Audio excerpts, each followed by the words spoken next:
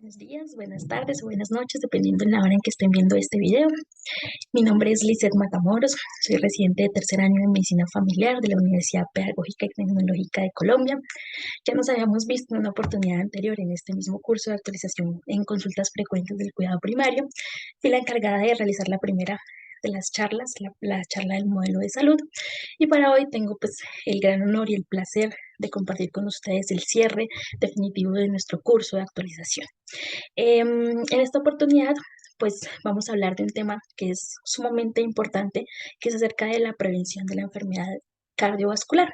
A lo largo del curso han sido 18 semanas en las que hemos estado hablando de diferentes temas, desde el modelo de salud colombiano, pasamos por algunas de las importantes rutas integrales de atención, hablamos de las enfermedades más prevalentes en el cuidado primario y en esta oportunidad quisimos como grupo brindarles como lo que nosotros quisimos llamar como una charla bonus, que es básicamente acerca de este tema.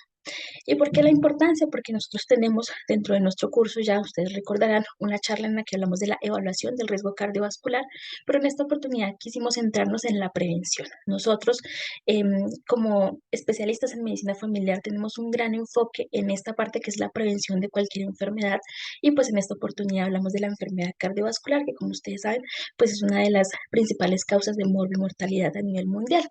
Todos los profesionales de la salud, médicos, enfermeras, en general, todos los profesionales de la salud que quieran trabajar en consulta, en cuidado primario, pues deben tener claro acerca de la prevención, específicamente las enfermedades cardiovasculares, y por esto este es el tema que vamos a abordar el día de hoy. Esperamos que sea de su agrado y vamos a empezar. Pues para empezar, entonces tenemos nuestra tabla de contenido. Vamos a abordar algo acerca de la introducción, vamos a hablar un poco de los niveles de prevención, la población de interés para evaluar la enfermedad cardiovascular, a quienes realmente deberíamos hacerles esa evaluación, cuáles son los principales factores de riesgo, la evaluación del riesgo cardiovascular, cómo la hacemos, la gestión de los factores de riesgo y para finalizar las recomendaciones para la prevención. A manera de introducción, pues vamos a decir que a pesar de que en los últimos años, en las últimas décadas, se ha evidenciado una mejora sustancial en la enfermedad cardiovascular aterosclerótica, básicamente porque se han identificado factores de riesgo y se ha comenzado a atacar esos factores de riesgo, tenemos que pues la enfermedad cardiovascular sigue siendo la primera causa de mortalidad a nivel mundial, no solo en países como Colombia, países que todavía no están desarrollados de medianos ingresos, sino también en países de altos ingresos sigue siendo la principal causa de mortalidad. Y esto pues obviamente genera un alto costo para la salud. Todas estas enfermedades que aquejan a las personas generan alto costo en términos de salud. ¿Cuáles son las principales causas por las cuales se ha mantenido como tal estas enfermedades cardiovasculares como principal causa de mortalidad? Principalmente lo que es la implementación subóptima de las estrategias de prevención. En la actualidad realizamos diferentes estrategias, hacemos diferentes acciones en cuanto a la prevención, todos los equipos de salud las hacemos, pero se ha evidenciado que realmente no son óptimas estas estrategias y que en muchas ocasiones no se controlan adecuadamente los factores de riesgo que llega a tener la población. Se ha evidenciado que en todas las personas que han tenido por lo menos un infarto o de miocardio, esas personas previamente tenían por lo menos un factor de riesgo cardiovascular que no se trató adecuadamente, que no se gestionó adecuadamente y que llevó como tal al desarrollo de la enfermedad. De ahí la importancia de lo que nosotros llamamos, y vamos a hablar durante la charla, que es la salud cardiovascular ideal, el lograr que todas las personas o la gran mayoría de las personas del mundo lleguen a tener una salud cardiovascular ideal. Entonces, esa es la importancia y esa es la meta como tal de actividades como estas de educación, que lo que buscan es eso. Em, Se ha evidenciado que la mejor opción para que nosotros logramos prevenir las enfermedades cardiovasculares es la promoción de los estilos de vida saludable. Esa es lo fundamental. Si nosotros logramos cambiar en las personas los estilos de vida que tienen, se va a mejorar y se va a prevenir como tal la enfermedad cardiovascular.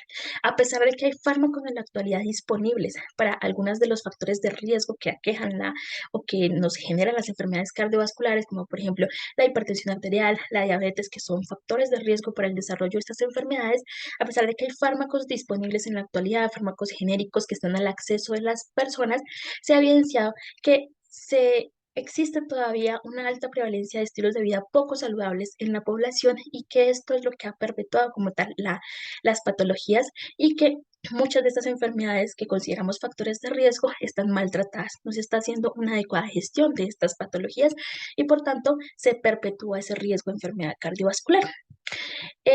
La buena noticia en este punto es que la prevención de las enfermedades cardiovasculares es un objetivo alcanzable. Nosotros podemos lograr esta prevención.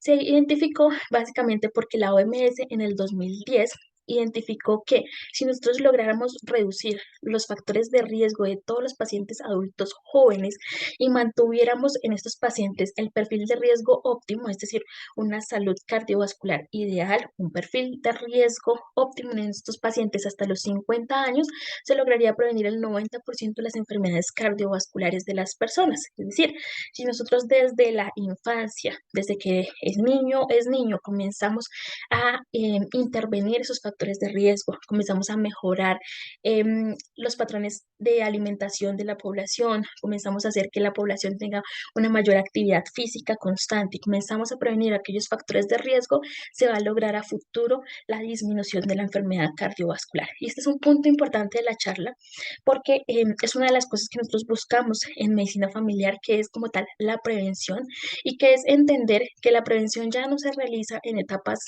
posteriores cuando el paciente es adulto mayor y cuando ya tiene establecida la enfermedad cardiovascular, sino que tenemos que centrarnos en este punto en los niños, en los adolescentes, en los jóvenes, que todavía podemos gestionarles factores de riesgo para que no se desencadene la enfermedad. Es un punto súper importante que queremos dejarles en esta charla.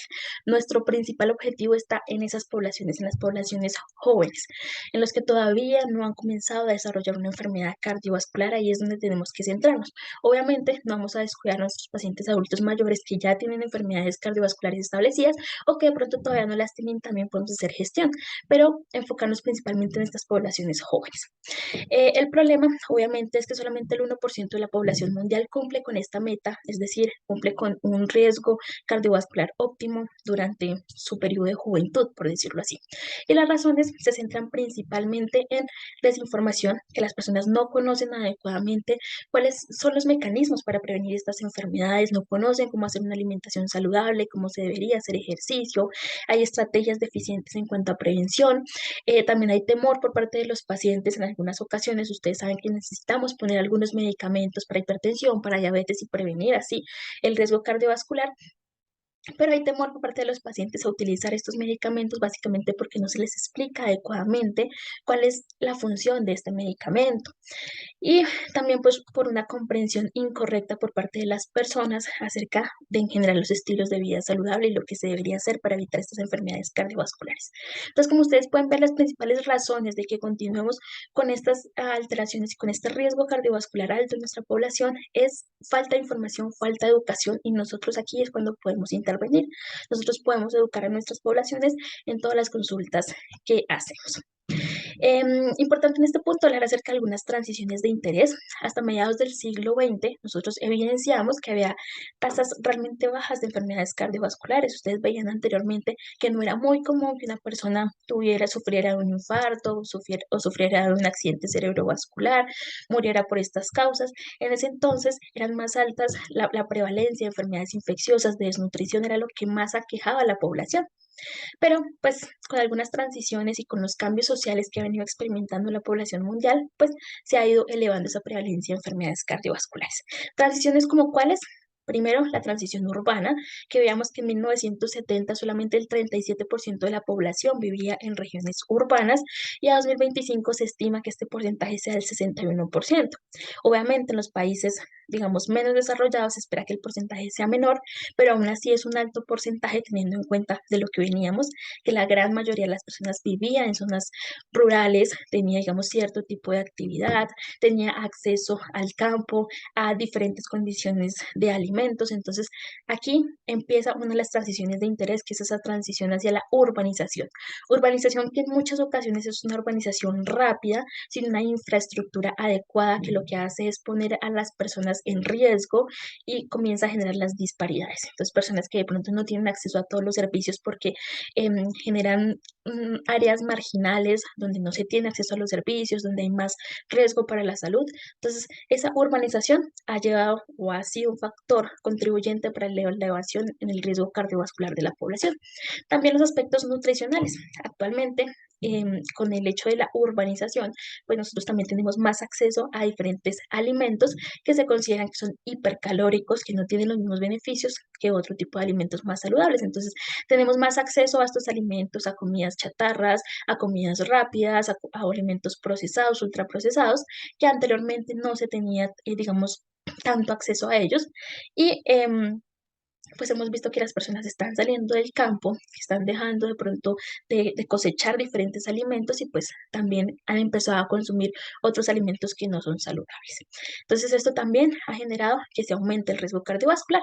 Y finalmente pues tenemos la actividad que como tal es, con el paso de los años se ha evidenciado una mecanización del trabajo, es decir, los trabajos cada vez se vuelven más mecánicos, cada vez hay más trabajos de oficina que hacen que la persona esté completamente sedentaria durante un largo periodo de tiempo. También esto asociado a los comportamientos sedentarios que tenemos, por ejemplo, en el hogar, que estamos mucho tiempo sentados, viendo televisión, haciendo actividades que no generan como tal una actividad física y que cada vez hay más vehículos disponibles. Entonces, anteriormente, si la persona tenía que caminar más, por el hecho de no tener un vehículo, en la actualidad se pierde como tal esa actividad porque hay muchos más vehículos disponibles para la gente.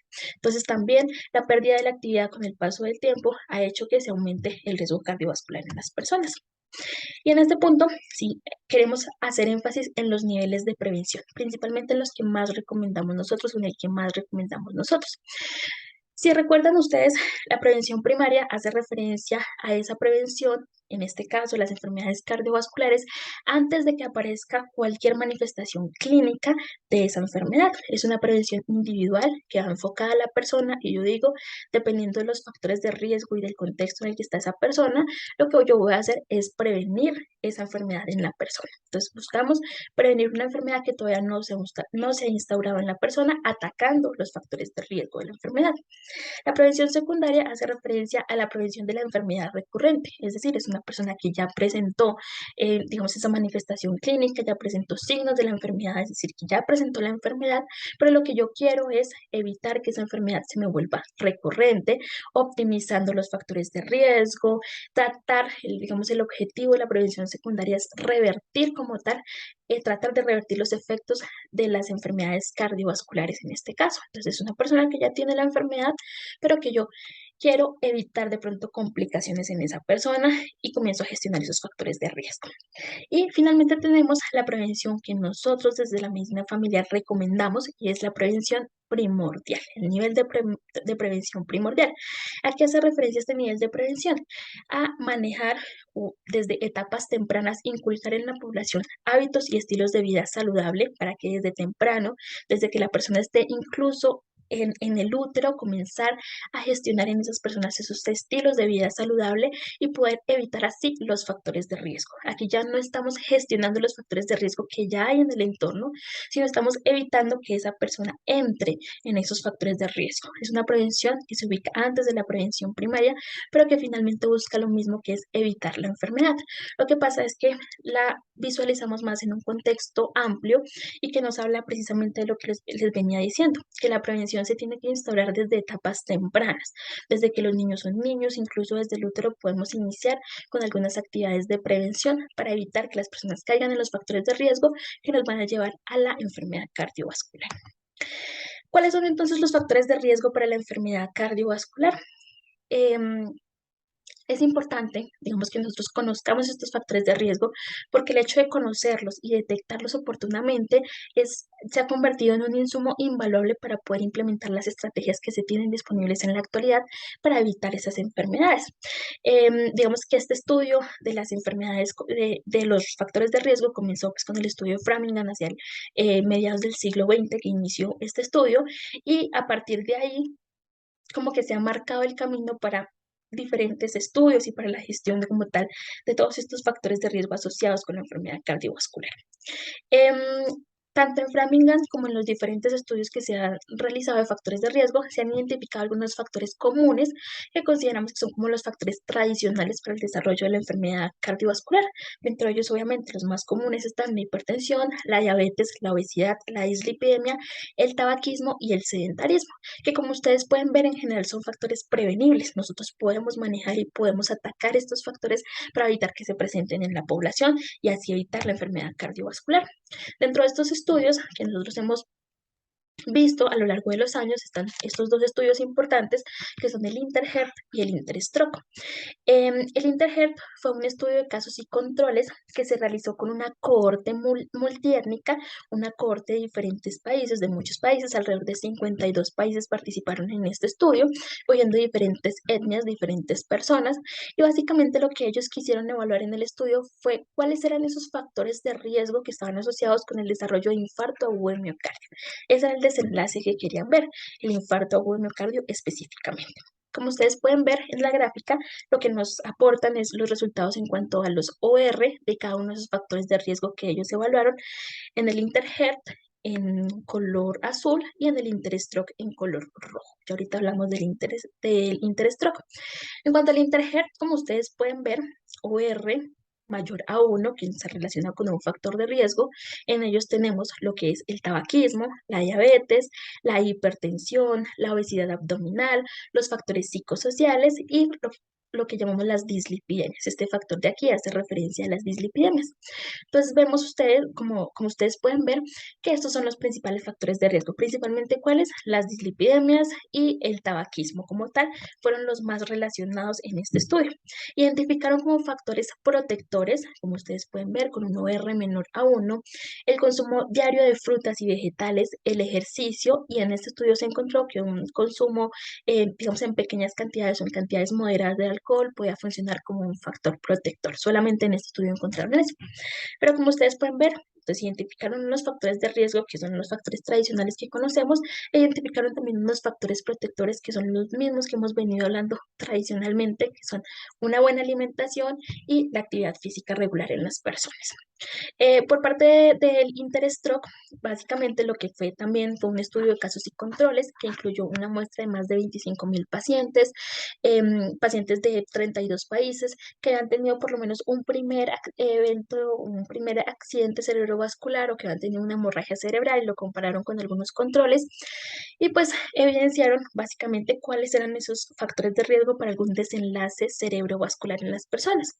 ¿Cuáles fueron los factores de riesgo identificados? Como ustedes pueden ver, mayor a 1 está el tabaquismo, está la diabetes, está la hipertensión que representó un buen factor de riesgo para este desenlace, está la obesidad abdominal, los factores psicosociales, en este caso el consumo de alcohol se relacionó con riesgo para el desarrollo de accidente cerebrovascular, la dislipidemia y como tal las causas cardíacas, es decir, que la persona tuviera alguna alteración cardíaca, una fibrilación auricular, una falla cardíaca que le pudiera desencadenar como tal la alteración.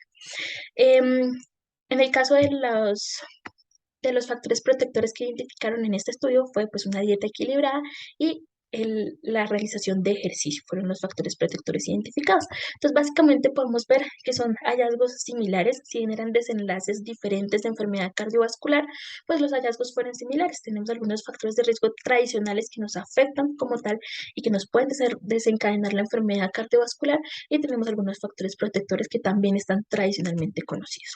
Cuando se combinaba como tal, digamos, la unión de estos factores de riesgo, se evidencia que estos factores de riesgo representan el 90.4% como tal de las causas de enfermedad cardiovascular o del riesgo de enfermedad cardiovascular.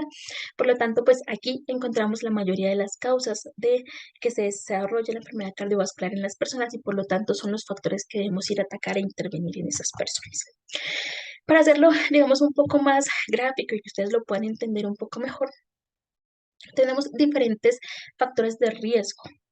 Estábamos hablando inicialmente de estos factores de riesgo tradicionales, los que son bien conocidos, los que los estudios a nivel internacional han evidenciado, han estudiado y se ha encontrado que sí están relacionados con la enfermedad cardiovascular. Y aquí tenemos lo que llamamos la hipertensión arterial, que sabemos que aumenta el riesgo cardiovascular y como veíamos, aumenta mucho más el riesgo de presentar un accidente cerebrovascular. El tabaquismo se ha evidenciado que las personas que han tenido el hábito tabáquico pueden llegar a disminuir en 10 años, digamos, la vida que tienen, viven en promedio 10 años menos que las personas que nunca han consumido tabaco y pueden aumentar hasta un 50% su riesgo cardiovascular en comparación con personas que no consumen tabaco. Las dislipidemias principalmente relacionado con ¿qué? Con un aumento del colesterol LDL, que pues es el que típicamente se ha asociado con el riesgo cardiovascular, no así el colesterol HDL, que se ha visto que tiene un, digamos, un factor protector para las personas en cuanto a este riesgo cardiovascular. Entonces, dislipidemia principalmente enfocado a un aumento del LDL. La diabetes, sabemos que los dos tipos de diabetes, tipo 1, tipo 2, e incluso la prediabetes también se ha asociado como un factor de riesgo cardiovascular, incluso llega a aumentar en un 50% el riesgo de las personas de desarrollar una enfermedad cardiovascular. Y la diabetes por lo general nunca viene sola, es decir, una persona con diabetes se espera que no solamente tenga este factor de riesgo, sino que tenga otros factores de riesgo y cada uno le suma un poquito más a ese riesgo cardiovascular. La inactividad física, el sedentarismo, el hecho de que las personas no realicen actividad física durante el día, las dietas no saludables, el sobrepeso, la obesidad y todo esto en conjunto que nos desarrollan lo que conocemos como el síndrome metabólico y que por tanto pues es un factor de riesgo cardiovascular importante. Pero aparte de esos factores tradicionales que todos conocemos y que en la gran mayoría de casos son los que intervenimos y los que buscamos en la población, también tenemos otros factores de riesgo. Tenemos en este caso los factores de riesgo emergentes, los que son subreconocidos, los que de pronto a la gente no le pone tanto cuidado, pero que están presentes y nos aumentan el riesgo. Y aquí tenemos, por ejemplo, factores como la depresión, factores como el estrés. Entonces se ha visto que el hecho de que una persona esté expuesta constantemente a niveles altos de estrés, a depresión, pues nos puede aumentar ese riesgo cardiovascular. Las enfermedades autoinmunes en general, todas, ustedes han visto, una persona que tiene una enfermedad autoinmune tiene un mayor riesgo de presentar un evento cardiovascular. Han visto, por ejemplo, personas con artritis reumatoide, sabemos de por sí que tienen un mayor riesgo cardiovascular que el resto de la población. Las personas que están expuestas a tratamientos oncológicos, radioterapia, quimioterapia, de por sí el cáncer como tal nos eleva el riesgo cardiovascular, pues aquí con la adición de los tratamientos oncológicos nos eleva aún mucho más el riesgo. Y tenemos la polución ambiental. Se ha evidenciado que las personas que están permanentemente expuestas a la contaminación también aumenta su riesgo cardiovascular. Los determinantes sociales, se ha visto entonces que em, como nosotros hemos venido reforzando a lo largo de nuestras sesiones, no solamente es mirar la persona con su enfermedad, sino mirar todo el contexto que tiene detrás de esa persona que le puede estar generando la enfermedad o que puede hacer que esa enfermedad no se controle adecuadamente. Y aquí tenemos factores como la educación. Una persona que tenga un nivel educativo bajo es una persona que no va a comprender adecuadamente digamos, los diferentes conceptos que nosotros queremos transmitir, no va a comprender adecuadamente la enfermedad que tiene y por qué debe hacer gestión de esa enfermedad. El factor trabajo también es un factor determinante, sobre todo si son trabajos estresantes que generan mucho estrés en la persona permanentemente, como veíamos, aumenta nuestro riesgo cardiovascular. La remuneración, el hecho de que la persona tenga dificultades económicas, que no pueda suplir adecuadamente, digamos, las necesidades de su familia, eso genera estrés y también genera dificultades para la alimentación, por ejemplo. La influencia cultural, el hecho de que una persona crezca en una cultura donde los patrones de alimentación de pronto no sean tan buenos o sean deficientes. Por ejemplo, las personas acá en Boyacá que tienden a consumir muchos carbohidratos, papa, yuca, plátano. Entonces ahí está la influencia cultural, el rol social que se le da a esa persona, si de pronto es un padre, un cabeza de familia que está expuesto a mucha presión constantemente, o también el estado de pareja o el estado conyugal, mujeres que son cabeza de familia, que son madres solteras que tienen que responder por sus hijos, esto obviamente les va a generar un estrés y la violencia familiar, que también es un punto importante y que también nos va a generar situaciones permanentes de estrés en las personas. También tenemos los determinantes biológicos, que son aquellos determinantes que nosotros decimos como los que no se puede intervenir como tal, porque pues son determinantes con los que nace la persona.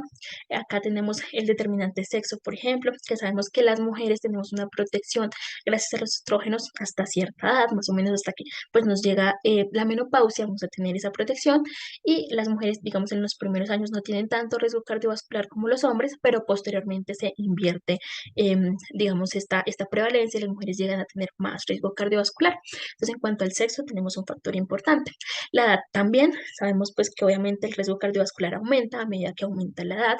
En el caso de las mujeres se llega a retrasar hasta 10 años estos desenlaces cardiovasculares, básicamente pues por esa protección estrogénica, pero en mujeres ya de mayor edad, pues se va a presentar este riesgo cardiovascular. La genética, el hecho de que nosotros tengamos dentro de nuestros genes algún factor que nos precipite esa enfermedad cardiovascular, la raza, la etnia y los antecedentes familiares, algún antecedente importante, por ejemplo, la hipercolesterolemia familiar, que es un antecedente relevante que nos eleva el riesgo cardiovascular. Y finalmente tenemos unos factores de riesgo cardiovasculares únicos que son no reconocidos en su mayoría y que son específicos para la mujer. Porque la mujer, como hablábamos, después de cierta edad comienza a tener más riesgo cardiovascular que los hombres, y esto debido a que puede ser factores como una menopausia precoz, como el hecho de administrar terapia hormonal, la menarquia, ya sea una menarquia prematura o una menarquia tardía, el síndrome ovario poliquístico, la insuficiencia ovárica prematura, los trastornos hipertensivos asociados al embarazo como la preeclampsia, el hecho de que la mujer tenga una diabetes gestacional, un parto pretérmino o tenga un recién nacido bajo peso, todo eso le suma puntos y son factores de riesgo que no son tan conocidos, pero que sí nos generan riesgo cardiovascular en las mujeres. Entonces, ¿cómo se debe hacer adecuadamente esa gestión del riesgo en las personas? Inicialmente, nosotros debemos tener en cuenta que la gestión del riesgo se hace con un enfoque centrado en el paciente, entendiendo que el paciente es finalmente el que va a recibir todas las intervenciones y es el paciente el que tiene que comprometerse adecuadamente con su salud para poder evitar ese riesgo cardiovascular. Entonces, vamos a manejar un enfoque multidisciplinario en el que va a intervenir no solo el médico, no solo especialistas de diferentes áreas, sino todos los profesionales de la salud que nos puedan apoyar en este aspecto, enfermeras, psicólogos, nutrición, todas las personas que se interesen en general por el paciente y nos puedan apoyar desde sus diferentes áreas. Y obviamente tenemos que incluir en este grupo a los pacientes y a sus familiares, porque el paciente va a ser finalmente el protagonista de todas las intervenciones que nosotros hagamos y sin la colaboración de él, pues no se va a lograr nada. El paciente debe estar incluido para establecer cuáles van a ser los objetivos de tratamiento que nosotros queremos con esta, digamos, en general con todas las acciones que hagamos. Obviamente lo que queremos es prevenir la enfermedad cardiovascular, ese sería nuestro objetivo final, pero para lograrlo tenemos que establecer ciertos objetivos también, objetivos específicos que nos lleven a ese objetivo general. Em, Obviamente todas las decisiones que tomemos deben ser compartidas y consensuadas con el paciente. El paciente va a ser finalmente el encargado como tal de realizar las acciones, entonces deben ser decisiones compartidas en las que se involucre al paciente y en las que se hable específicamente con ese paciente. ¿Cuáles son los beneficios que tiene al implementar las acciones que le indicamos para prevenir la enfermedad cardiovascular? Y también identificar cuáles son las barreras que ese paciente, digamos, identifica en su contexto para poder atacarlas y para poder lograr que el paciente como tal sea adherente al manejo que nosotros dejamos. Muchas veces si le decimos al paciente, digamos, estas son las actividades que debe hacer, usted debe comer de esta forma, usted debe hacer ejercicio, pero no identificamos cuáles son esas barreras que de pronto le dificultan al paciente lograr esos objetivos. Entonces, este punto también es muy importante. Y obviamente tener en cuenta los determinantes sociales de la salud, tener en cuenta esas desigualdades a nivel socioeconómico, desigualdades económicas, educativas, el contexto, el entorno como tal del paciente, como veíamos, que puede hacer que el paciente no realice las actividades que se dejan, que el paciente no sea adherente a algún tratamiento o que se le dificulte lograr una meta porque específicamente su entorno no le permite lograr la meta, sus condiciones no son propias para lograr esa meta. Entonces, es importante tener en cuenta esos determinantes sociales de la salud. La evaluación del riesgo cardiovascular, nosotros tenemos, como les nombraba inicialmente, tenemos una charla, una presentación dentro de nuestro curso, donde mi compañera Geraldine les hablaba acerca de cómo se hace adecuadamente la evaluación del riesgo cardiovascular. Aquí simplemente quiero nombrarles y mencionarles que hay dos tipos de evaluación de riesgo cardiovascular. La evaluación oportunista, en la cual hacemos una evaluación, una consulta a un paciente que ya llega por cualquier motivo a la consulta, entonces llegó por cualquier causa y nosotros aprovechamos esa consulta para hacer la evaluación del riesgo cardiovascular. Es una evaluación que aumenta las tasas de detección de los factores de riesgo, es decir, que nos permite identificar en un paciente en un momento determinado cuáles son los factores de riesgo que nosotros podríamos llegar a intervenir para la prevención, pero no genera, digamos, grandes resultados en los desenlaces, pero sí es muy importante para identificar factores de riesgo. Y tenemos también la evaluación sistemática, que ya está incluida dentro de un programa de criba, un programa de tamizaje, en el que yo digo específicamente voy a tamizar a esta población, en población general, o voy a tamizar específicamente a una población diana, una población de hipertensos, una población de diabéticos, y voy a calcularles el riesgo cardiovascular. Entonces, esa sistemática ya es algo más planeado, que yo establezco cuáles son mis pacientes y a quienes les voy a hacer como tal esa evaluación del riesgo cardiovascular. Obviamente también genera mejoras en la gestión de los factores de riesgo porque nos permite identificarlos y atacarlos, pero no se ha comprobado mucho, digamos, mucho resultado en cuanto a los desenlaces tampoco. Pero lo que les digo, ambos tipos de evaluación son importantes para que nosotros logremos identificar factores de riesgo y atacar esos factores de riesgo.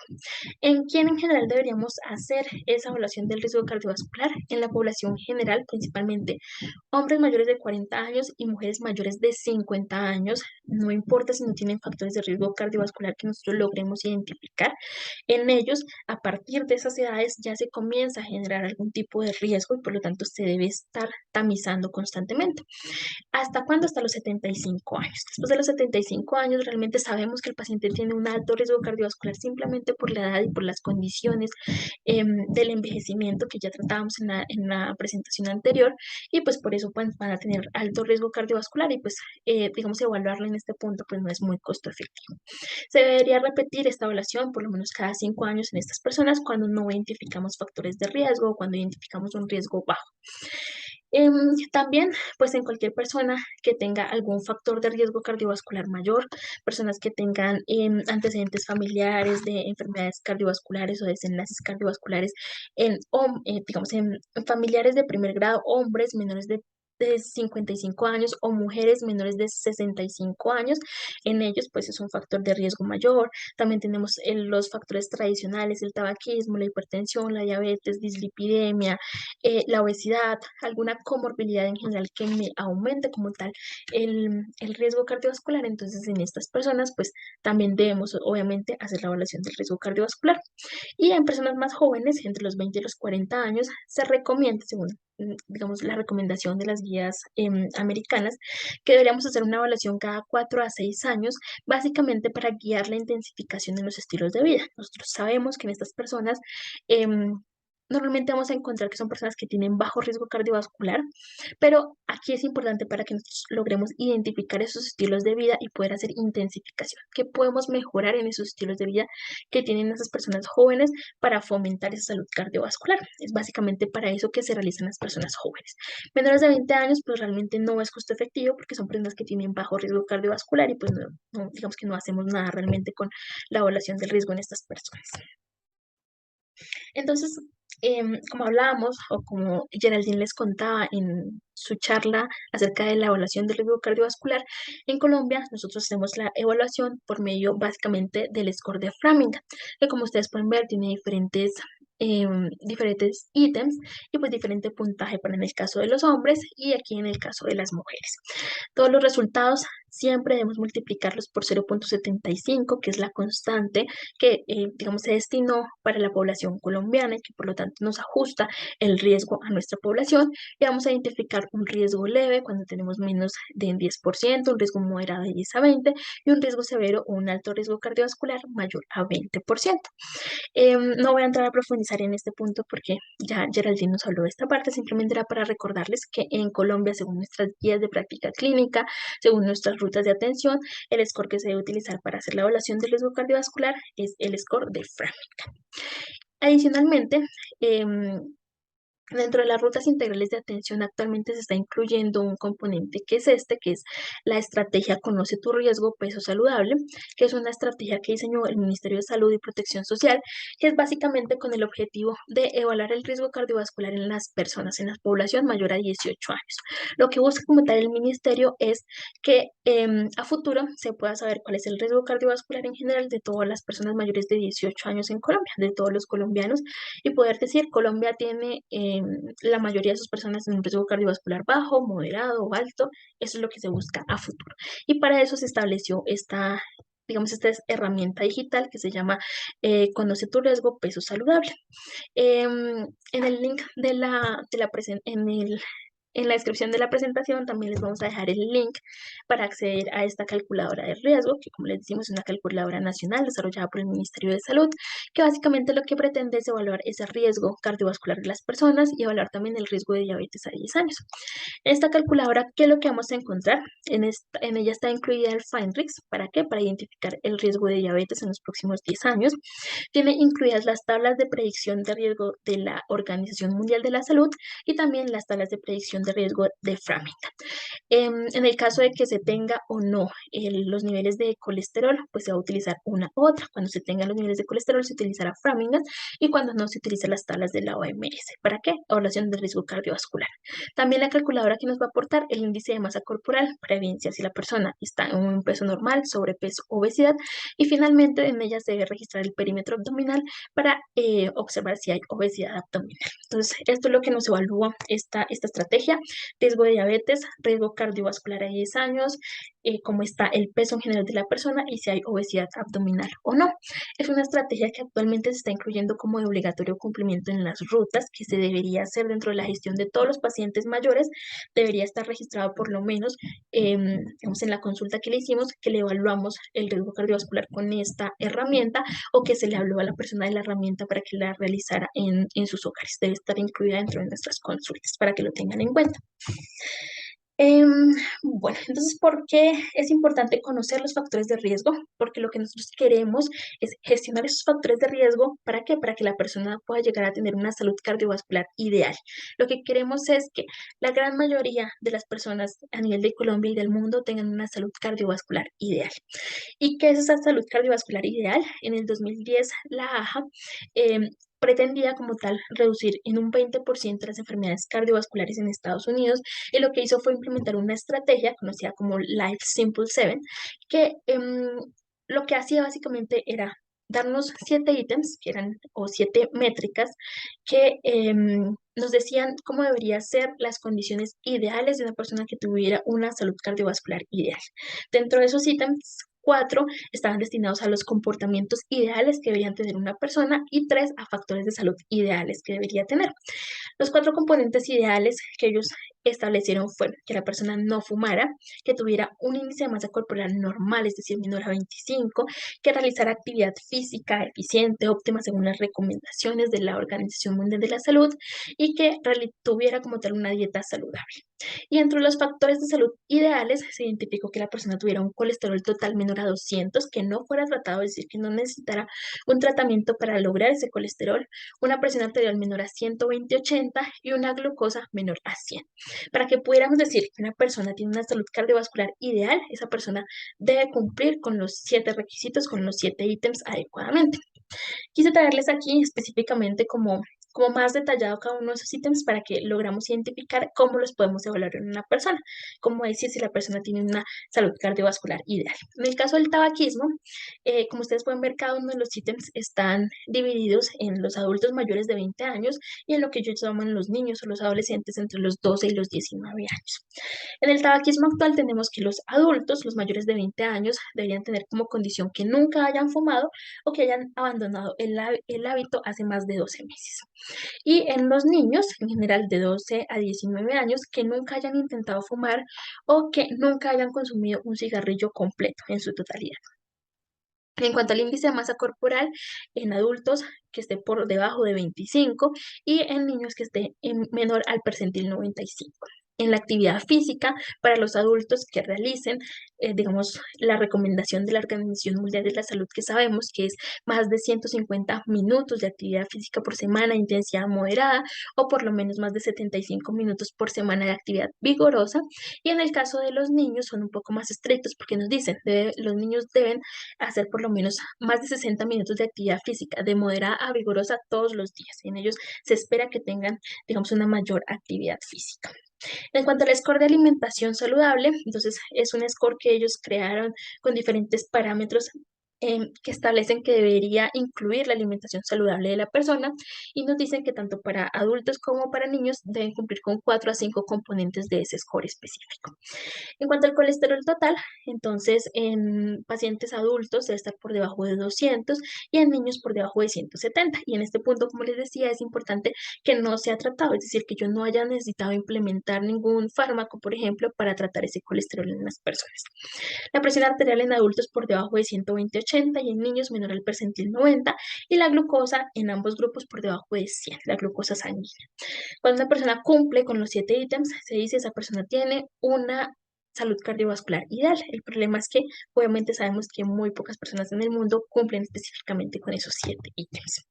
Entonces, ¿cómo se hace el abordaje general de los factores de riesgo? Debemos identificar o debemos procurar que esa persona adopte como tal o modifique sus estilos de vida, que trate de mantener una alimentación saludable, que evite el consumo de tabaco, que reduzca como tal el peso o evite el sobrepeso y la obesidad y que haga actividad física regular en cuanto a los estilos de vida. Pero aparte también debemos tratar algunos factores de riesgo que ya se establecen en la persona. Y pues la recomendación, digamos, en esta literatura es que tratemos apropiadamente con terapia adecuada según las guías locales, factores de riesgo como la diabetes, la hipertensión, la dislipidemia y considerar la adición de aspirina o de estatina dependiendo de si la persona tiene indicación o no, que ya vamos a hablar ahorita de cuándo es la indicación de alguno de estos fármacos. Entonces, procurar estilos de vida saludable y procurar también gestionar adecuadamente los factores de riesgo, que son las patologías que más están relacionadas con esos factores, con esa enfermedad cardiovascular. ¿Cuáles son en general las recomendaciones? Entonces, iniciamos con nuestras recomendaciones nutricionales, las recomendaciones en estilo de vida. Entonces, en recomendaciones nutricionales tenemos una dieta que en todos lados nos dicen, es una dieta que debe ser rica en frutas, en verduras, legumbres, que incluya frutos secos, que incluya proteína, pero principalmente le dan mayor prioridad al pescado, pues por los beneficios que llega a tener en cuanto a la salud cardiovascular. Entonces, una dieta equilibrada, una dieta saludable. En cuanto a las grasas, que se trate de reemplazar las grasas no saturadas, las grasas trans, por grasas monoinsaturadas o poliinsaturadas. Entonces, tratar de evitar todas estas grasas saturadas que se encuentran, por ejemplo, en la comida chatarra, en la comida rápida, en los productos de panadería y evitar las grasas trans que pues sabemos que se derivan de, por ejemplo, los fritos.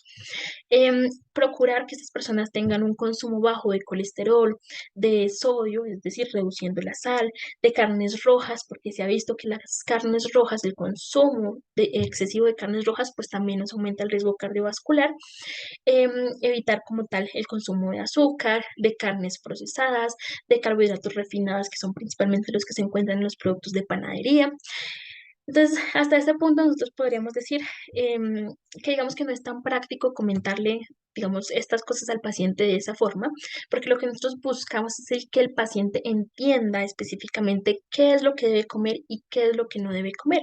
Eso es lo que más le beneficia, porque cuando un paciente entiende esto, es que puede comenzar a hacer, digamos, modificaciones en sus estilos de vida y obviamente que nosotros le pongamos em, digamos, opciones que estén al alcance de sus condiciones socioeconómicas, de su entorno, el entorno en el que está, en el que está viviendo. Entonces, es importante que nosotros al momento de hacer educación nutricional en el paciente, no le hablemos de los grupos nutricionales, no le hablemos de que tiene que consumir más vitaminas, minerales, sino que les especifiquemos qué es aquello que pueden comer, qué es aquello que deberían evitar y así mejorar el hábito de vida, los hábitos nutricionales de la persona. Aquí quisimos traer esta tabla simplemente para mostrarles una forma más sencilla de explicarles al paciente estas cosas. Entonces, podríamos animar al paciente a que consuma alimentos como las verduras, pero cuando les decimos verduras, les debemos decir esas verduras que debe consumir son verduras frescas, que no tengan sal adicionada, en lo posible que sean verduras asadas o al vapor, pero si las hacen al vapor, que no sea mucho tiempo que estén al vapor, porque ustedes saben que cuando una verdura se cocina por mucho tiempo ya pierde sus propiedades nutricionales y se transforma en un carbohidrato. Entonces, al vapor, pero no por mucho tiempo. Y si las quieren, digamos, sofreír un poquito, que estén sofritas en un aceite no saturado, por ejemplo, el que más fácil está al alcance de todos, que es el aceite de olivas.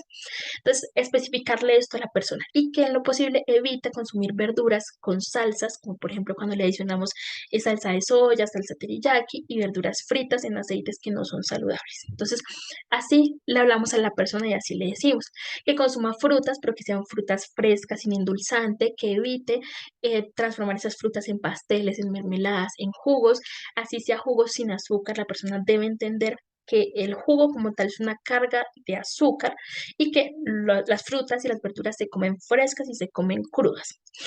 Em, los granos enteros que son buenos, los cereales con fibra, que la persona debe evitar los productos refinados como los panes, como el arroz blanco en grandes cantidades, las galletas, las barras de granola que en muchas ocasiones se venden como saludables, pero que realmente no lo son porque tienen mucha cantidad de azúcar, los cereales con azúcar, los pasteles que traten de consumir más leche baja en grasa o sobre todo productos lácteos que por el proceso de fermentación que tienen cambian sus propiedades, productos como el yogur, productos como el queso que son buenos para, digamos, para el organismo y evitar los productos lácteos enteros en general. Que si van a consumir aves, preferiblemente que sean aves sin piel, que estén cocinadas a la parrilla o al horno, que no las friten, que no se consuman la piel en lo posible. En el caso de los pescados o mariscos igual, que sean a la parrilla o al horno, que no sean pescados fritos ni sean, digamos, combinados con mantequilla, que se puede consumir legumbres, frijoles, arvejas, pero que deben evitar, por ejemplo, las papas fritas, el exceso de arroz blanco, el pan blanco, porque digamos, tienen grandes cantidades de carbohidratos incluidos. Que se puede consumir nueces y semillas sin sal, se puede consumir palomitas de maíz sin sal, pero que deben evitar adicionarles, por ejemplo, el caramelo o las galletas saladas, que en algunas ocasiones también se venden como saludables, que se prefiere como tal en las bebidas que sea agua o que sean bebidas sin ningún tipo de azúcar adicionado, que deben evitar las bebidas azucaradas, las gaseosas, las bebidas deportivas que son muy comunes en nuestra, digamos, en nuestro entorno, que para el guayabo, que para la deshidratación consumen bebidas deportivas y también las bebidas energéticas que también son frecuentes pero que tienen grandes cantidades de azúcar y componentes que no son saludables. Y pues consumir en lo posible carnes magras, evitar las carnes procesadas, las salchichas, los perros calientes y en general pues todos los productos o las comidas rápidas como tal. Entonces, si nosotros le especificamos a la persona, vea, usted puede comer esto, pero preferiblemente evite comer esto, la persona va a entender un poco más el mensaje, así yo le hablo, no es que tiene que comer simplemente más frutas y verduras o tiene que comer más minerales, más vitaminas en su alimentación. Una forma que quisimos compartirles sencilla que nosotros utilizamos con nuestros pacientes en la consulta es explicarles cómo debería ser un plato del almuerzo, por ejemplo, cómo debería ser las proporciones de ese plato. Entonces, como ustedes pueden ver, nosotros les mostramos el plato, les decimos es que vea su plato del almuerzo, debería ser la mitad de ese plato lleno de frutas y verduras, que sea la mayor cantidad de lo que usted consume en el almuerzo, frutas y verduras en lo posible frescas, en lo posible crudas, que es como más beneficios nos aportan a nosotros, y la otra mitad del plato la dividimos en dos cuartos. Un cuarto que va a ser destinado a la proteína como tal, que pueden ser proteínas de origen animal, como la carne, el pollo, el pescado, el huevo, porque sabemos que en muchas ocasiones las personas no tienen los recursos económicos para consumir como tal carne, pero pues pueden tener de pronto acceso al huevo, o también otras proteínas de origen vegetal, como las legumbres, como el frijol, el garbanzo, la lenteja, que también son fuentes importantes de proteína y también a su vez aportan fibra. Entonces, cuando las personas no tienen como tal los recursos para comer, por ejemplo, todos los días carne, pues también se les puede sugerir huevo o alguna legumbre. Y finalmente, el otro cuarto, que debe ser lo correspondiente a los carbohidratos. Entonces, que si van a comer arroz o van a comer yuca o papa, que preferiblemente escojan uno de esos carbohidratos. Pero que si ya definitivamente es una persona que no puede vivir sin su carne, sin su arroz y su papa para el almuerzo, pues que lo puede hacer, puede consumirlo, pero que debe guardar las proporciones del plato, que no debe equivaler al más de un cuarto de su plato del almuerzo, por ejemplo. Entonces, estos son, digamos, acciones que nosotros utilizamos en la consulta. No nos demoramos mucho orientando al paciente sobre este plato, por ejemplo, y el paciente sí puede irse con la imagen mental y con, digamos, los conocimientos para poder generar algún tipo de acción o intervención en sus estilos de vida. Entonces, importante la educación en los pacientes, pero que sea una educación que el paciente entienda, que sea clara y que el paciente sepa específicamente qué es lo que puede, qué es lo que no puede comer y se vaya con ese mensaje para su casa. En cuanto a las recomendaciones en actividad física, realmente todos los pacientes deberían recibir asesoría en todas las consultas acerca de la actividad física. Nosotros recomendamos principalmente actividades de tipo aeróbico o actividades de resistencia. De tipo aeróbico son aquellas actividades que hacen que se me aumenten mis signos vitales. Entonces, que hace que se me aumente la frecuencia cardíaca, que se me aumente la frecuencia respiratoria, se me aumenta la presión porque pongo a trabajar como tal a mi organismo. Y las actividades, sí, las actividades de resistencia son aquellas que son llamadas también de fortalecimiento muscular, que son repeticiones específicas que van enfocadas hacia un grupo muscular o hacia un músculo específico y que pues también ayudan en la parte cardiovascular. En cuanto a la actividad que nosotros recomendamos, como hemos venido hablando, son la actividad que recomienda la Organización Mundial de la Salud, que es más de 150 minutos de actividad física por semana, de actividad física moderada, o más de 75 minutos por semana de actividad vigorosa, que obviamente debe ser una actividad progresiva. Si es una persona que nunca en su vida ha realizado actividad física, que es una persona sedentaria que no se mueve para nada, pues yo no puedo ponerla desde el inicio a hacer todo este tiempo de actividad física, sino que debe ser progresivamente. Iniciar con 10 a 15 minutos de actividad física diaria o interdiaria e ir progresando constantemente a medida que el cuerpo ya se vaya habituando. ¿Qué pasa en caso de que la persona, digamos, por diferentes cuestiones no pueda cumplir con estas metas, con este tiempo específico de actividad física? No importa que no las cumpla, sino que realice algún tipo de actividad física. Entonces, que la persona no puede cumplir con los 150 minutos, bueno, pero que por lo menos pueda hacer algunos minutos durante la semana. Cualquier actividad física es mejor que no realizar nada. Entonces, importante en estos pacientes incentivar eso. Que no puede cumplir con la meta, listo, pero realice algún tipo de actividad porque cualquier tipo de actividad nos mejora el riesgo cardiovascular de las personas. Sobre todo, enfocarnos en reducir el sedentarismo. Y obviamente también, como en el caso anterior, la persona debe entender específicamente qué es lo que se le está hablando y debe entender la diferencia entre lo que es la actividad física basal y la actividad física como tal. Entonces, cuando hablamos de actividad física basal, decimos que son, digamos, estas actividades que la persona realiza todos los días. Entonces, es muy común, por ejemplo, en las poblaciones rurales, que son poblaciones que realizan actividades del campo. Entonces dicen, no, es que yo todo el día me la paso en el campo y ahí subo y ahí hago mi actividad. O las personas que dicen, no, es que yo todos los días me voy de la casa al trabajo y del trabajo a la casa caminando. Esas no son actividades físicas, son actividades basales que la persona realiza cotidianamente todos los días. El cuerpo ya suele estar habituado a esas actividades y por lo tanto no generan como tal un gasto energético y como tal beneficios para la persona. Se debe especificar que la actividad física es aquella programada que yo hoy digo, mañana me voy a levantar a tal hora y voy a hacer actividad física. Esa es la actividad que necesitamos potenciar en los pacientes y que es la que me genera como tal beneficio cardiovascular. Aquí les trajimos algunos ejemplos de lo que sería la intensidad del ejercicio. Entonces, para que puedan entender un poco a qué nos hacemos referencia cuando hablamos de intensidad moderada o alta intensidad. Iniciamos con el comportamiento sedentario. Como ustedes pueden ver, la intensidad se mide según los METs que requiere hacer como tal la actividad. Entonces, el comportamiento sedentario nos implica de 1 a 1,5 METs y dentro de estos ejemplos pues está una persona que está sentada, que está reclinada, que está acostada. Yo acá que estoy en este momento sentada, pues tengo un comportamiento sedentario. La actividad leve, que involucra de 1,6 a 2,9 METs, pues involucra lo que es, por ejemplo, caminar despacio, cocinar, hacer en general las actividades domésticas que realizan las personas diariamente. Eso es considerada una actividad de leve intensidad. De moderada ya va de 3 a 5,9 metros, y aquí hablamos de caminar pero a un paso más ligero, caminar rápido, de montar bicicleta de pronto no a una alta velocidad, sino montar bicicleta de forma normal, bailar, hacer un yoga activo, la natación recreativa va incluido entre esta actividad de moderada intensidad. Y las actividades vigorosas o de alta intensidad mayores a 6 metros son, por ejemplo, trotar, montar bicicleta a una velocidad mucho más rápida, el tenis, las vueltas de natación, es decir, estar en una piscina dando vuelta de un lado a otro. Eso es una actividad de vigorosa intensidad. Importante, y este es un mensaje que queremos dejarle en general a todos los médicos que puedan estar viendo la conferencia, que el ejercicio se prescribe de igual forma como nosotros prescribimos cualquier otro medicamento, porque el ejercicio es un medicamento que también se debe prescribir. Y para esa prescripción se debe tener en cuenta 4 ítems importantes, que son, uno, la frecuencia. Entonces, yo le debo indicar a la persona cuántas veces debe hacer actividad física a la semana. Por lo general se dice de 3 a 5 veces a la semana se debe hacer actividad física. Segundo, la intensidad, que la intensidad es, como veíamos, el grado con el que se hace, digamos, esa actividad física, que hablamos de que hay intensidad leve, moderada o vigorosa, y lo que se recomienda es mantenernos en una actividad de moderada a vigorosa intensidad.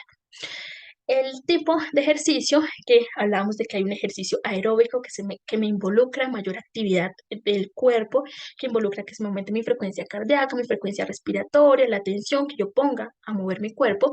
Las actividades o el tipo de resistencia, que es también la de fortalecimiento muscular, las actividades de equilibrio, que son básicamente orientadas a mejorar la coordinación de la persona y se usan mucho, sobre todo en personas con riesgo de caídas, y las actividades de estiramiento o de flexibilidad, que son normalmente las que se hacen después de una actividad física, que lo que hacemos es estirar los músculos para que, digamos, ese músculo libere todas las sustancias que se creó al realizar el ejercicio y que como tal no nos genere esos dolores que nos pueda generar después de la actividad física. Nosotros recomendamos principalmente actividades de tipo aeróbico o de resistencia cuando queremos mejorar el riesgo cardiovascular o cuando queremos disminuir el peso de la persona, pero las otras actividades también se deben incluir, también se deben inculcar en la persona. Y en cuanto al tiempo, entonces le debemos decir específicamente cuánto tiempo el día debe realizar la actividad o por ejercicio cuánto tiempo, cuántas repeticiones del ejercicio. Entonces el ejercicio se debe prescribir. Cuando yo le digo a una persona que usted tiene que hacer ejercicio, yo le debo decir si tiene que hacer ejercicio con esta frecuencia, esta intensidad, ejercicio de este tipo durante este tiempo. Así es como se prescribe el ejercicio y se debería hacer en general en todas las consultas. En cuanto a sobrepeso y obesidad, pues lo ideal es que nosotros logremos establecer con esa persona una pérdida de por lo menos el 5% del peso corporal inicial. Entonces, en todas las personas que queremos que bajen peso, establecer una meta inicial, debe perder por lo menos 5% de su peso. ¿En cuánto tiempo? Eso es una meta que se acuerda con la persona. Dependiendo de, digamos, esas metas que tenga estipulada la misma persona, eso es algo consensuado con la persona. Se va a hacer una asesoría, como veíamos, de actividad, qué tipo de actividad debe hacer, cuánto tiempo. Algunas veces también se asocia con restricciones calóricas, es decir, con limitar el consumo de ciertos alimentos en las personas. Entonces, se habla de restricción calórica en las mujeres, por ejemplo, cuando hablamos de 1.200 a 1.500 kilocalorías al día y en hombres de 1.500 a 1.800 kilocalorías al día. Obviamente, para hacer esa restricción calórica, yo debo enseñarle a la persona cómo se hace un conteo de calorías, cómo puedo calcular esas calorías de cada comida y saber cuánto me estoy comiendo al día específicamente.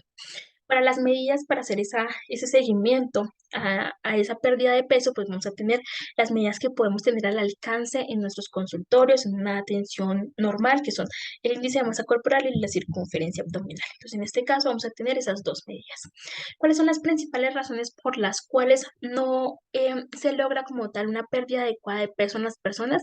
Principalmente por razones de conocimiento o básicamente de desconocimiento de las personas de cómo se debería realizar la actividad física, de cómo se mantiene como tal una dieta saludable, faltas a veces de motivación, y ahí es cuando entramos nosotros como médicos a motivar a la persona, a mostrarle los beneficios de los cambios en el estilo de vida para que pueda reducir el peso, los beneficios a futuro, digamos, en cuanto a la prevención de enfermedades. También a veces hay cuestiones en cuanto al acceso, a que para la persona de pronto es mucho más fácil acceder a alimentos que no son tan saludables en comparación con los alimentos saludables, o también porque a veces es difícil hablar del tema con los pacientes. Y hemos evidenciado, digamos, médicos en consulta que de pronto se les hace difícil tocarles al paciente el tema de que están en sobrepeso o que están en obesidad, porque son pacientes que normalmente en múltiples consultas les han dicho es que tiene que bajar de peso. ¿Sí? Entonces ya son pacientes que vienen prevenidos y que no pueden tomar de pronto bien digamos, la noticia o la indicación que le estamos dando. Pero pues es algo de tratar de orientar al paciente de una forma en que no se sienta juzgado, sino que se sienta más orientado en lo que queremos buscar. En lo que se quiere buscar es una pérdida de peso y lograr que tenga hábitos y estilos de vida saludable que puedan prevenir a futuro una enfermedad cardiovascular. En eso nos debemos centrar. En cuanto a las recomendaciones del tabaco, pues se debe evaluar en cada consulta, en todas las consultas que tengamos con los pacientes, si el paciente consume o no consume tabaco, y siempre que se identifique consumo de tabaco, se le debe brindar a la persona opciones para acceder, por ejemplo, a un programa de cesación de tabaco que deberían tener todas las instituciones de salud. Entonces, inicialmente tenemos, digamos, como dos actividades importantes que podemos hacer con estas personas.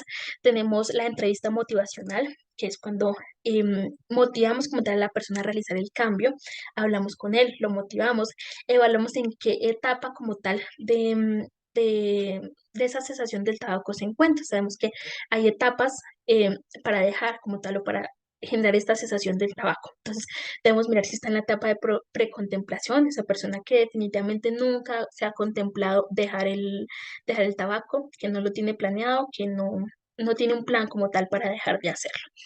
La contemplación, que es aquella persona que de pronto ya lo pensó, ya ha hecho como, bueno, de pronto en los próximos 6 meses yo voy a tratar de dejar el cigarrillo. La preparación, que es aquella persona que ya específicamente dice, sí, durante el próximo mes voy a hacer tales acciones para, digamos, dejar el consumo de tabaco como tal, ya tiene algo planeado. La acción, que es cuando ya la persona comienza como tal a dejar ese consumo, y el mantenimiento, que ya es la persona dejó el consumo de tabaco y ya se está manteniendo por más de 6 meses en ese consumo. Entonces, identificar en qué etapa está la persona para ver qué podemos hacer.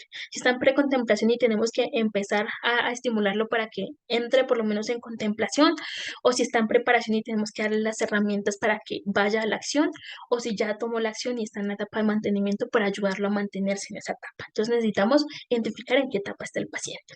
También tenemos la estrategia de las 5A, que básicamente las 5A por las siglas en inglés, para nosotros sería como inicialmente preguntar en todas las consultas si digamos hay consumo de tabaco o no, asesorar a la persona en cuanto a dejar el consumo del tabaco, evaluar también pues en qué etapa está, qué tanta voluntad tiene la persona para dejar el tabaco, ofrecer ayuda, que es mostrarle a la persona cuáles son las opciones terapéuticas que se tiene, cómo se puede hacer el proceso para dejar el tabaco, y los arreglos, que es específicamente ya darles las herramientas, decirle esto es lo que vamos a hacer, en tal fecha vamos a dejar el tabaco, vamos a dejar de consumir. Y finalmente tenemos la farmacoterapia, que pues como sabemos es una opción complementaria para las acciones que principalmente se centran en la psicoterapia de la persona. Se enfoca o se recomienda más para personas que tienen un alto consumo de tabaco, más de 25 cigarrillos al día. Em, en estos pacientes se recomienda más el parche que utilizar, por ejemplo, la goma de mascar o algún otro tipo de método. Y pues en este punto también tenemos fármacos como el bupropión, la vareniclina, que pues son medicamentos que también nos pueden ayudar a la cesación. Importante en este punto, y pues no vamos a entrar a profundizar en este aspecto, pues porque ya es otro tema, pero es importante que todas las personas que trabajen en atención primaria por lo menos tengan un curso de preparación para la cesación del consumo de tabaco, porque digamos es importante en estos pacientes. En cuanto a la diabetes, pues hasta aquí hablábamos en general de cuáles son esas recomendaciones generales que deberíamos incluir en todas las personas. Entonces, alimentación saludable, ejercicio, dejar el tabaco. Y a partir de aquí vamos a comenzar a hablar de las recomendaciones que son importantes para cuando la persona ya tiene una enfermedad como tal establecida. Dentro de ellas tenemos la diabetes, entonces en todas las personas en general, por encima de los 20 años en general, debemos evaluar cómo están los niveles de azúcar en sangre. Y dependiendo de esos niveles, vamos a clasificar, la persona tiene diabetes o no tiene diabetes. Si llega a tener diabetes, es una persona a la que debemos intensificarle acciones en dos cosas. En alimentación saludable y en la actividad física. Con las mismas indicaciones que veníamos hablando anteriormente, es una persona que se debe estimular para que consuma alimentos adecuadamente y para que haga actividad física. Pero también, pues, para, digamos, procurar eliminar los otros factores de riesgo que tenga. Entonces, identificar qué otros factores de riesgo tiene, porque una persona, como les decía, con diabetes no tiene solo un factor de riesgo, sino por lo general tiene más factores, los debemos intervenir. Y también, pues, en este punto, considerar el inicio como tal de metformina como una de las principales terapias para reducir ese riesgo cardiovascular que se ha identificado. Iniciar metformina. Si la persona se logra controlar con esos hábitos de vida saludable, con el inicio de metformina, pues se le debe reforzar constantemente esos hábitos, pero si definitivamente no se logra controlar de esta forma, pues vamos a identificar si la persona tiene otros factores de riesgo cardiovascular y si llega a tenerlos, aquí debemos considerar si la persona es candidata para adicionar otro tipo o otros grupos farmacológicos antidiabéticos que nos pueden fortalecer esa prevención del riesgo cardiovascular como son los SGLT2, los GLP-1, que se ha comprobado que tienen beneficios en la reducción del riesgo cardiovascular y nos pueden, digamos, fortalecer también el manejo de la diabetes de la persona. Entonces, aquí es importante en pacientes diabéticos estimular estilos de vida saludable, iniciar metformina en lo posible y si ya tiene otras condiciones, otras comorbilidades y ya no pudimos controlarlo solamente con metformina, iniciar otros grupos farmacológicos como los SGLT2, los GLP-1 que tienen también beneficios cardiovasculares. Y también es importante que nosotros logremos identificar cuáles son los potenciadores del riesgo de la diabetes. Hay algunas condiciones específicas que hacen que esa persona con diabetes, aparte de que por sí ya tiene un riesgo, porque sabemos que una persona con diabetes nunca va a ser un bajo riesgo, ya de por sí es un riesgo moderado como base. Entonces, una persona que tiene riesgo moderado, se le pueden adicionar otros factores de riesgo en el caso de la diabetes. Primero, la larga duración de la enfermedad. Una persona que tenga diabetes tipo 2 de más de 10 años de evolución o diabetes tipo 1 de más de 20 años de evolución, ya se considera el larga evolución, es un factor de riesgo adicional. La albuminuria mayor o igual a 30 microgramos por miligramo de creatinina, una tasa de filtración glomerular estimada menor a 60 mililitros por minuto, el hecho de que ya tenga complicaciones como la retinopatía, la neuropatía o que tenga un índice tobillo-brazo menor a 0.9, todos ellos son factores potenciadores del riesgo cardiovascular en las personas con diabetes y son factores que se debe evaluar en estos pacientes para ver si se puede hacer gestión de estos factores de riesgo o pues para saber específicamente que es una persona con un riesgo cardiovascular alto. En cuanto a las DLIPM, el control de lípidos, pues históricamente hemos venido hablando de que la intensidad del control de los lípidos se hace normalmente en función del LDL.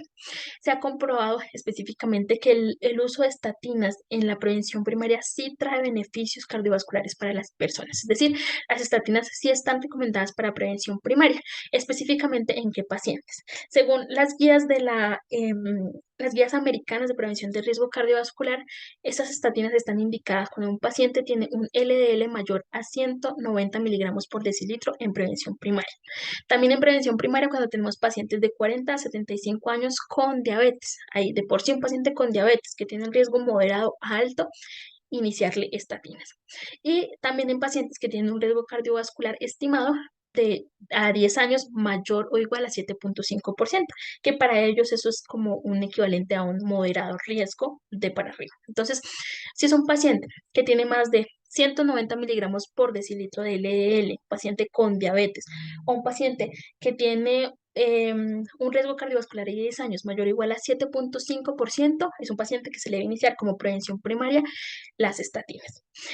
Se debe considerar el uso en pacientes que tengan un riesgo cardiovascular menor a 7.5, pero que tienen factores de riesgo significativos para enfermedad cardiovascular. Un paciente, por ejemplo, con una hiperlipidemia familiar, entonces son pacientes que tienen alto riesgo y por lo tanto se debe iniciar o instaurar el tratamiento. Y en la prevención secundaria, pues la recomendación es que siempre iniciemos la terapia con estatina. Una persona que ya ha tenido un evento cardiovascular, obligatoriamente le debemos instaurar como tal la estatina a estos pacientes. Mm, Quise traerles a colación esta tabla, que también fue una tabla que socializamos en una charla pasada, en la que hablamos pues, de la valoración del riesgo y que esos riesgos tenían como tal unos objetivos de tratamiento. Cuando nosotros no logramos, dependiendo del riesgo, estar en esos objetivos de tratamiento, pues lo que hacemos es que debemos como tal potenciar el uso de las estatinas o potenciar el manejo farmacológico para lograr que la persona esté por debajo de sus objetivos de tratamiento. Entonces, en el caso de pacientes de bajo riesgo, recordemos que el objetivo del LDL debe estar por menor a 130, en pacientes de moderado a alto riesgo menor a 100, en pacientes de muy alto riesgo menor a 70 y en pacientes de riesgo extremo menor a 55. Entonces, para que lo tengamos en cuenta. ¿Por qué? Porque dependiendo de esto es que nosotros vamos a mirar. Si es una persona que tiene un bajo riesgo, voy a mirar si la persona tiene un LDL mayor a 130, es decir, está por fuera de metas, es cuando yo inicio como tal la estatina, en este caso una estatina de moderada intensidad. En el resto de los casos, ya que yo tengo una persona en un riesgo moderado o un alto riesgo y de ahí para arriba, ya debo iniciar como tal cambios en estilo de vida y una estatina de moderada intensidad o de alta intensidad, dependiendo del riesgo que tenga la persona. Entonces, por ejemplo, una persona que tiene diabetes, que de por sí ya es un riesgo cardiovascular moderado, o una persona que ya tenga algún factor de riesgo adicional, pues es una persona que vamos a necesitar una estatina de moderada intensidad junto con los cambios en estilo de vida. Eh, bueno, también tenemos el uso de la aspirina. Entonces, eh, perdón, tenemos el caso de la hipertensión arterial. Entonces tenemos que en todas las personas con hipertensión arterial obviamente debemos procurar por mejorar lo que es los hábitos y estilos de vida saludable en estas personas, como hemos venido hablando a lo largo de las charlas. Mejorar o evitar, procurar la pérdida de peso en estas personas, una alimentación saludable, reducir el consumo de sal en la dieta, la actividad física, limitar el consumo de alcohol. Y acá en este punto quiero hacer énfasis en general en las metas de presión arterial que deberíamos tener dependiendo de algunas condiciones específicas. Una persona que tiene un riesgo cardiovascular mayor o igual al 10%, es decir, un riesgo cardiovascular ya de moderado para arriba, em, es una persona que debe tener una meta de presión arterial menor a 130/80. Si es una persona que tiene hipertensión arterial ya establecida, por lo general en la mayoría de las personas, personas menores de 65 años, que no tienen otra comorbilidad, que no tienen condiciones específicas, en la gran mayoría de personas con hipertensión, las metas siempre deberían ser menores a 130/80 y en personas con diabetes y con enfermedad renal crónica también menores a 130/80. Obviamente, sin irnos al extremo, recordemos que menores a 120 o menores a 70, pues no está recomendado por los riesgos que puede generar en las personas. Si es una persona que tiene un riesgo cardiovascular menor a 10%, podemos tener una meta un poco más alta, menor a 140/90, y recordemos que en pacientes mayores de 65 años, sobre todo pacientes con fragilidad, nosotros no somos tan estrictos con las metas de presión arterial, sino que por lo general procuramos como meta presiones menores a 150/90. En el caso de la aspirina, em, recordemos, esto es un punto muy importante porque vemos comúnmente en las consultas que muchos médicos tienden a prescribir aspirina sin tener una indicación concreta para prescribir esa aspirina. Entonces, el ASA, la aspirina como tal, para prevención primaria, únicamente está indicado en adultos que estén de 40 a 70 años y que tengan un riesgo cardiovascular alto y que no tengan riesgo de sangrado. Entonces, si yo tengo un paciente con esas características, que tiene 40 a 70 años, que le evalúa el riesgo cardiovascular, es un paciente con alto riesgo cardiovascular y que no tiene riesgo de sangrado, ahí inicio la aspirina. De lo contrario, como prevención primaria, no se debería recomendar la aspirina porque no se ha comprobado su beneficio, no trae realmente un beneficio y sí puede traer riesgo de sangrado en la persona. Entonces, prevención primaria únicamente en estos pacientes con alto riesgo cardiovascular. En pacientes mayores de 70 años no está indicada la aspirina como prevención primaria por el riesgo de sangrado que pueden tener estos pacientes.